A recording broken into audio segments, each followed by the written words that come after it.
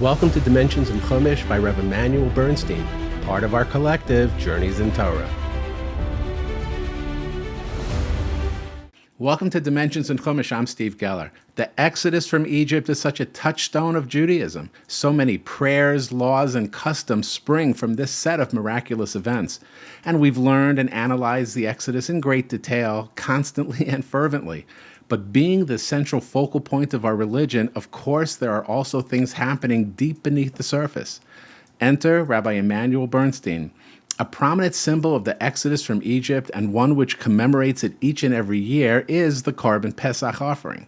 Moshe's instructions to the Jewish people regarding this offering open with the words, "Draw forth and take for yourselves one of the flock of your families, and slaughter the Pesach offering." The commentators focus on the meaning of the first instruction, draw forth. What does it add to the rest of the command to take for yourselves? Rashi, for example, explains, to draw forth, one who has a flock shall draw from among his own, and take for yourselves, one who does not have shall take, in other words, purchase from the market. But a fascinating explanation of this is found in the commentary of Rabbeinu Bechaya. He writes, our forefathers' initial descent to Egypt was through drawing forth.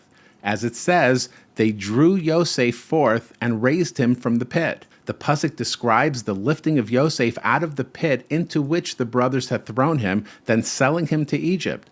According to Rabbeinu Bechaya, the first step in the Pesach offering, drawing it forth from among the flock, is a response to that initial drawing out and the subsequent sale. Just incredible. And the implications of the statement are obviously profound, as it identifies an entirely new dimension within the Pesach offering, and so the entire Egyptian exile.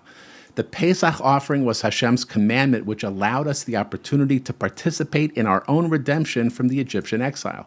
If the Korban Pesach represents a recovery from the sale of Yosef, then the exile from which we are redeemed is now identified as a result of that sale.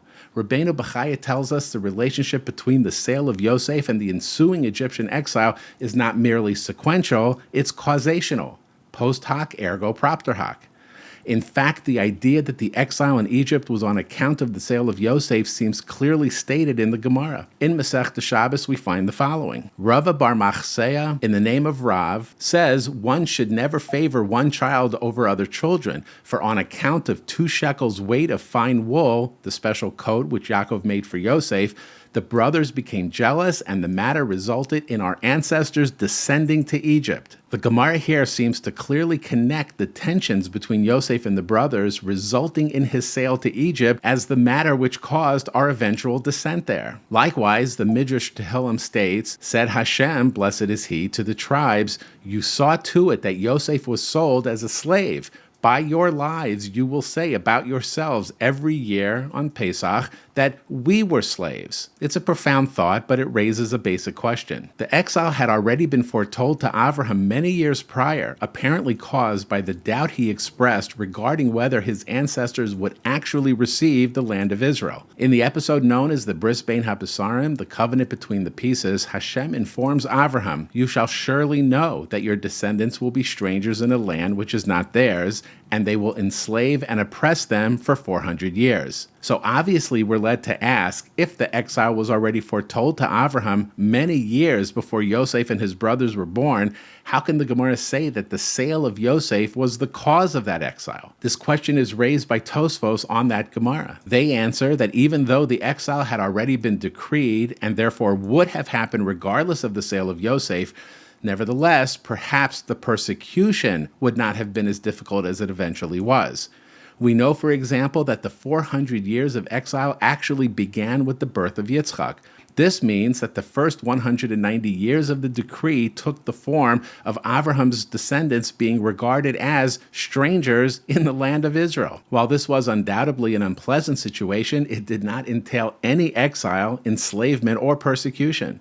This tells us that there was no fixed time for those additional elements to begin, nor was there a fixed level of persecution that would be included in those 400 years. Therefore, incredibly, the sale of Yosef contributed to exacerbating the conditions set down in the original term of the exile. It did not have to be as harsh as it was. And in a similar vein, the Ritva points out that Hashem did not originally specify to Avraham in which land that is not theirs the exile would take place. It could have happened in some other country which may not have been so oppressive for the Jewish people. The eventual location of Egypt as the setting of exile, says the Ritva, with particular harshness experienced there, was the product of the sale of Yosef, the sale which then carried him to Egypt specifically as observed in the Gemara. Think about this for a minute. The brothers sold Yosef to the Ishmaelim, but it was the Ishmaelim and the Midianites who were then responsible for Yosef making it to Egypt specifically. Identifying the sale of Yosef as one of the two causes for the exile finds itself in the words of our sages. The Midrash HaChefetz to Bereshis comments on the double expression, Yadoa Teda, you will surely know, with which Hashem told Avraham about the exile, explaining that the two words are referring to the two causes of the exile. One, the doubt originally expressed by Avraham over receiving the land, and two, the sale of Yosef. Understanding now that the sale of Yosef was a material cause for the Egyptian exile, we must now ask, how is the exile a fitting result of that act? And did it in any way serve to fix it? Well, the answer is that the sale of Yosef represented the divisiveness that had grown between the brothers, which the exile in Egypt was aimed at treating.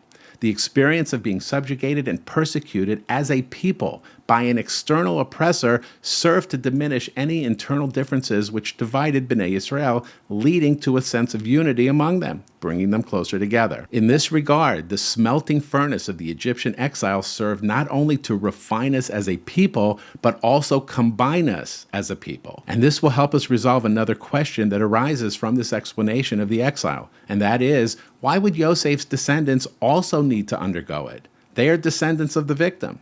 And while we're asking, why also Binyamin, who was not involved in the sale at all? And yet the exile in Egypt was experienced by the entire Jewish people. The bottom line is, it wasn't the sale of Yosef which was responsible for the exile. It was the lack of unity among the brothers, the disunity that resulted in the sale. This lack of unity negatively impacted all the brothers. Such divisiveness during the formative years of what would become the Jewish nation would continue to fester and have disastrous consequences as the nation developed. It's this breach in unity which had to be repaired, and the exile experience in Egypt was part of that repair, at the very least on the most fundamental level. And this brings us back to the Pesach offering. As we've seen through the words of Rabbeinu Bechaya, aside from symbolizing the Jewish people's rejection of the idolatrous ways of the Egyptians, this offering had the additional element of addressing the sale of Yosef. When we consider that the Pesach offering through the lens of Jewish unity, we uncover an entirely new dimension within it. Let's focus on the unique laws that apply to this sacrifice. The Pesach offering in Egypt included the requirement of taking a bundle of hyssop and dipping it in the blood of the Pesach. This is reminiscent of an earlier act of dipping into blood where the brothers took Yosef's coat, dipped it in goat's blood, and brought it back to their father. 2. The Pasuk specifies that the Pesach offering be taken for your families. The Korban Pesach is to be offered and eaten as a family. This event is meant to strengthen the family unit, which was ruptured all those years ago with the sale of Yosef. And this is especially significant when we consider that as soon as the brothers completed the sale, the Pasuk tells us that they sat down to eat bread. The Pesach meal, as a unifying experience for the family, serves to counteract that fateful meal which took place following the event which fractured the family. 3. The Pesach offering can only be eaten in one place. It cannot be divided. And 4, unlike all other offerings which can be cooked in any way, the Pesach offering must specifically be roasted. All other methods of cooking serve to loosen the meat and weaken its consistency. According to the Maharal, roasting has the effect of contracting the particles and bringing them closer together. This theme of unity pervades the laws of the Pesach offering which we ate on the night before the Exodus.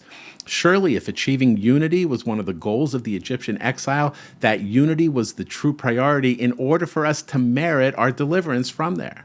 And now let's look at the significance of a distinctive phrase, which appears only twice in the entire Torah, most likely meant to connect those two places. When Yaakov originally calls Yosef to send him to see how his brothers are doing, he says, L'cha ve'esh l'chacha, go and I will send you. How amazing is it to see that when Hashem appears to Moshe at the burning bush, the very words he uses to charge Moshe with the mission of redeeming the Jewish people are, L'cha ve'esh l'chacha, go and I will send you to Paro. The very phrase that had originally led to Yosef being sold to Egypt, with his brothers eventually following him there, was now being used to deliver the Jewish people from Egypt and bring the entire process to its conclusion. Just amazing. But this idea will also explain to us an additional aspect of the redemption from Egypt. The Torah relates that when Hashem tells Moshe to go and serve as the agent to bring Bnei Israel out of Egypt, he tries respectfully to decline.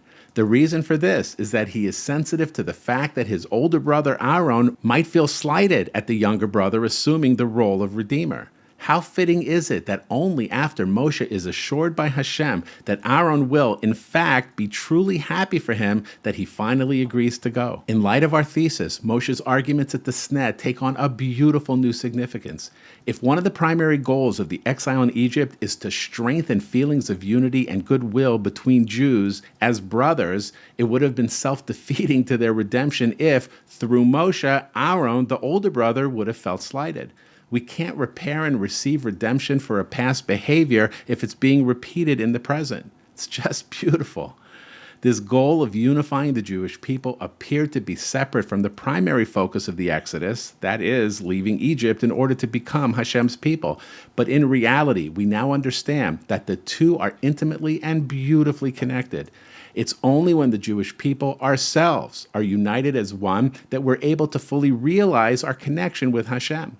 As we say in the Mincha prayer on Shabbos afternoon, Ata echad v'shimcha echad umi ka'amcha Yisrael goy echad ba'aretz. You are one, and your name is one, and who is like your people Israel, one nation on earth? The Jewish nation fully actualizes our unique relationship with the one God as his people when we, like him, are one people. What a beautiful new world Rabbi Bernstein just opened up for us and our understanding of the Exodus and our responsibilities from it.